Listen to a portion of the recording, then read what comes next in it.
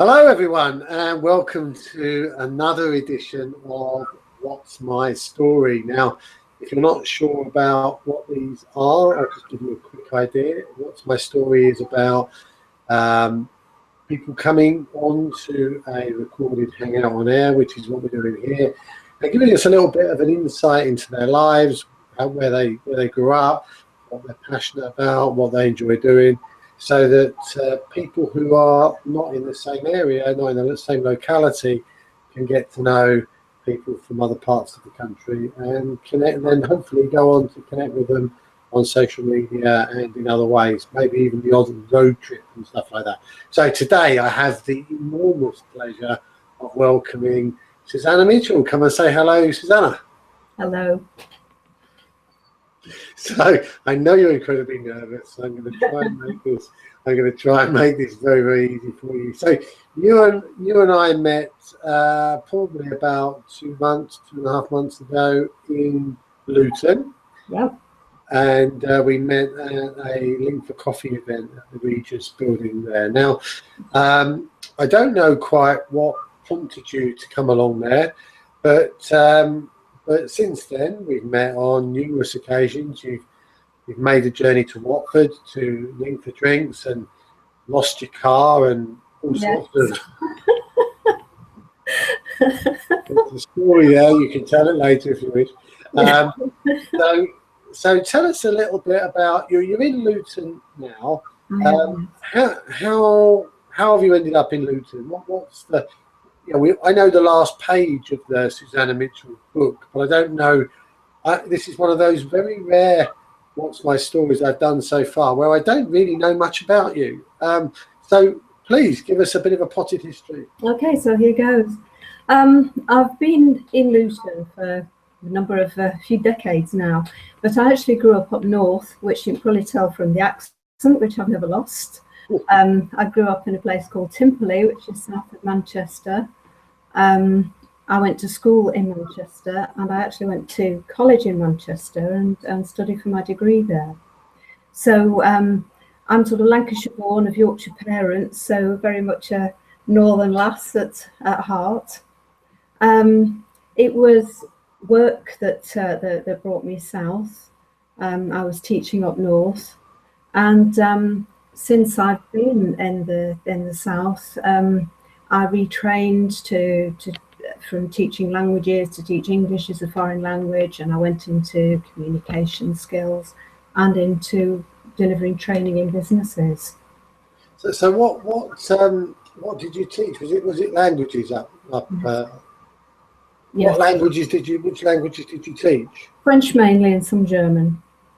Well, it's the only exam I failed at school was French, by the way. So you'll have to give me my son wasn't too good at French either. He had to give it up, so I don't know what that says about me. So what age group were you teaching? I was teaching secondary. Secondary school. Yeah. Right. Well, up to O level sort of level. Up to A level. Up to A level. Oh, right. Okay. So where did you learn French then? Where did the passion come from for French? At school, it was a subject I was very good at. I was very good at English, and I took to French like a duck to water. After I'd finished my studies, I went to work as an au pair for the summer, and I did actually spend a year teaching English in the southwest of France, which was fabulous. It's one of those experiences that you look back on as a sort of splash of colour in your life, and something that really was something very special. So no thoughts of I better go back and do that again. That was good. That was good fun. I would have loved to have stayed there. I would have loved to have met a Frenchman, married and stayed in France, but it wasn't to be. It just didn't happen. So you moved down south for work. Did you move down on your own, or how did? I moved down on my own, and I sort of built things from there. I moved to Luton, and I've stayed here Kept thinking, you know, move, but I just seem to have put down roots here for now, anyway. So, so what was the company that you were working for? Did you stay with one company for quite a long time, or? No, I actually was working for myself as a freelance. I did a lot of associate training through the the college in Luton. And with my language background, I was also doing workshops for teachers on how to design courses for teaching languages post-16. I got into working as a consultant with a language scheme called Foreign Languages at Work. Right. That started out in the late 80s. And the idea behind that was to enable kids who, at the time, had gone as far as O-level, but weren't carrying on, really to do some language in a more adult sort of way, and in a way that would give them the sort of inroads into working in business later on if they came back to it. And through working on that scheme, I was doing presentations at conferences. There was a publisher there at one of them, and I was asked to write a book, and so I wrote a few business French textbooks. So I've been very much, you know, on the sort of course development and materials development side for quite a long time. But then on the back of that, as a result of doing a presentation at a college, one of the lecturers was setting up courses for business and invited me to do presentation skills training, telephone techniques training, and I got into doing supervisory skills, and there was a whole other career to look off. So since I've been here, most of what I've done has been freelance with a few years of working in further education. So English. So the English are pretty lazy when it comes to languages. I mean, I think probably we would all agree with that. I mean, I remember seeing an American I think it was in a hotel in Bangkok, I think, and I heard this loud American saying, "I speak every language in the world. I speak English." You know, there is a bit of an attitude, but I must admit, I've found that when I've been travelling, the fact that I've been able to speak French has been massively helpful. I can think of occasions where I've been really helped because of it. When I was very young and coming back from a visit there, I was at the airport and I was lost as to where to go to find the gate to get the plane to come home, and I went into this office. I don't know how I ended up going into this office, but I asked in English, and the guy just waved from behind the desk. So I asked him again in French, and he came round from behind the desk, took me by the arm, and escorted me to the gate. And it's been like that on numerous occasions that I've really got away with things because I could speak the language. But I think I found also for a while I did language training, and I was teaching French to a company in Milton Keynes actually, and they had a French client that they'd been dealing with for I think for a number of years, and I think they actually had an outstanding invoice from about 2 years ago. And so in one of the lessons, we composed a fax to send them in French to us for this money, and they got their money by return. Mm-hmm. And it just made all that difference that they tried. And one of their salespeople actually phoned them to acknowledge that they got this payment, and he started off speaking French. And the person he was speaking to said to him in English, "It's okay, you don't need to carry on." They were just happy that they made that effort. So, it's really interesting, isn't it, that people just want to know that you're prepared to make the effort. yes. That you're not just expecting everybody to speak your language, which is incredibly arrogant. Yeah. And actually sort of recognizing that there are other languages in the Yes. world other than English. Yeah. So bringing us a little bit up to date now. So you taught French and everything else, and then obviously through that relationship with teaching and helping teachers to teach basically French after the age of 16, you've got sort of seconded into doing some workshop training for businesses. Yes. So I know that's something that you and I have been talking about. So is this something that you know people struggle with, or is it a passion that you just want to make?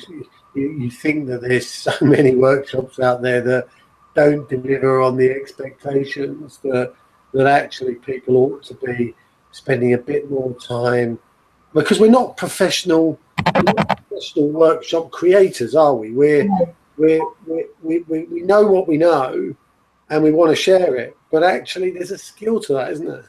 There is a skill to that. And actually, I've always said that when I made that journey from the school student side of the desk to the teacher side of the desk, it was the longest journey I've made in my life.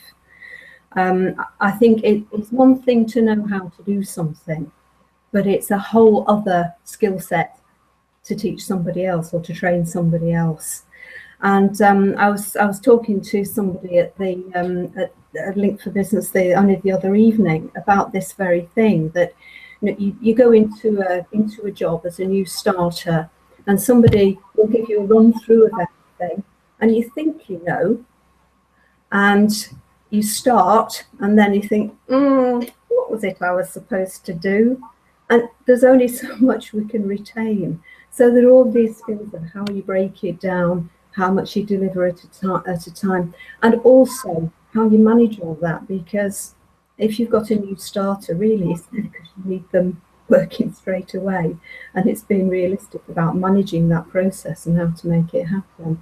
So yes, I mean, it's something I've been doing all my life, but I do sort of believe passionately that it can be done better. And there's also the phenomenon, you go on a training course and you're buzzing at the end of it, and you think, oh, that was great, and I'm going to go back and I'm going to do this and this, and you go back to work the next day and reality kicks in and nothing changes. And things could. I think that's the most frustrating thing. And I mean, well, there are two things really. The first one is we try and cram too much. We've got all this knowledge and we're so excited about it. Yes. And we want to get that knowledge out there, and we want this person to go away. We want them to be able to go away and do all the stuff we can do. And we forget that we've probably been learning for about a year to do this stuff, and we want to get them to learn it in 2.5 hours. Yes, and it's absolutely true, Chris. You need to go back and remember that you did not learn it yourself in 5 minutes, and you didn't get good in 5 minutes. It takes a long time.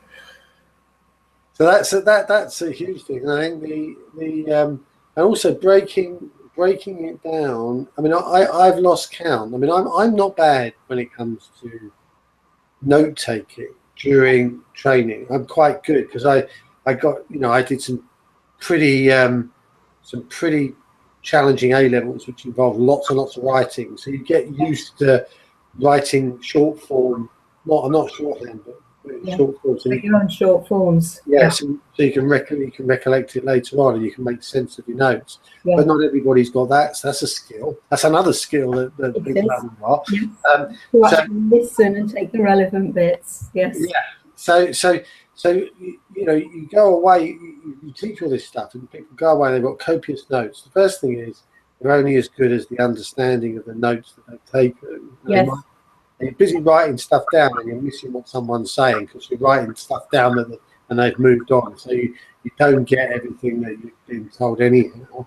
But I think the problem is that we've all been on workshops where we go there, we get very excited and we say, right, tomorrow I'm going to get on here and I'm going to do that. I'm going to do that. And there could be a number of things to do. I'm going to do that. And then the phone goes. And then the day passes, and at the end of the day, you feel, I'm too tired. I'll do that first thing in the morning. Yeah. Goes to it first thing. And then by the time the end of the week comes, it's like, oh, I'm not really quite sure what I was going to do now. Yes, it's gone. The knowledge is gone. The excitement's gone, and nothing really changes. And it's always so. I think there's a real. I've been on a work, like you want to do a workshop of teaching people how to create workshops. And I think one of the things that we're doing now in Link for Skills, which is going to come out shortly, is we're doing bite-sized training. And it's an hour's training, which is pretty hands-on. But that hour's training is going to cover a certain aspect of something, but it's going to be in enough detail that people can go away and implement that bit, and then they can get good at that bit, and they can come back and do another bit of bite-sized training. Yes.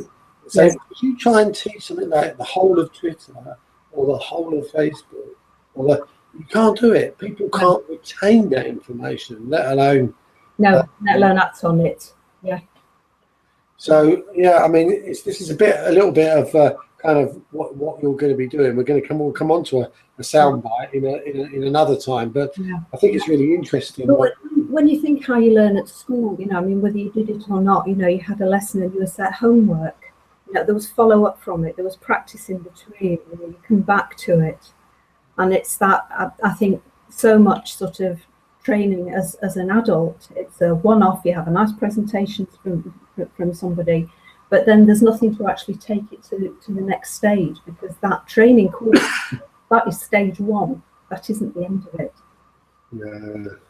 Well, it's very interesting. So before we finish, just tell us something about what you like doing in your leisure time when you're not working. What floats your boat? What you're passionate about? Well, I don't know whether you call it a passion, but I'm reading a lot about introverts at the moment, and I am one. And I think, left to my own devices, if I could just please myself, I'd sit and read day long. I love reading. I'm very much into crime fiction. I've read Sherlock Holmes when I was 12, and I've been loving that genre ever since. When I get round to it, I'll sort out my garden and quite enjoy. I've always loved making things grow, helping people grow now. I have a son who's 24. He's at home with me, so we're a small family of two. So we cook together, and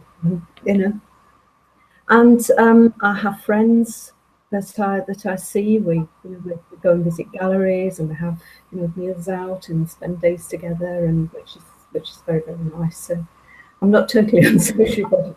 There was a lady that ran a gallery the other day, Marbury Gallery or something, just outside Stevenage. So yes. I suspect you'll be going up there to see her. Yes, I will. Yes, it's very much on the cards that we'll get together, and that would be very nice. Fabulous. Well, being an introvert, very many congratulations for getting on here and doing this, because I know that must have been bothering you. I'm also a perfectionist, so I think that sort of bothers me about doing things as well. But no, it's a myth that we're shy, but very, very well done. And well, this will go up tonight, so people can get to know you a little bit. And thank you very much for coming on. And it's been a pleasure talking to you. Thank you. Thanks, Chris. All right. Okay. Cheerio now, and see you soon. See you soon.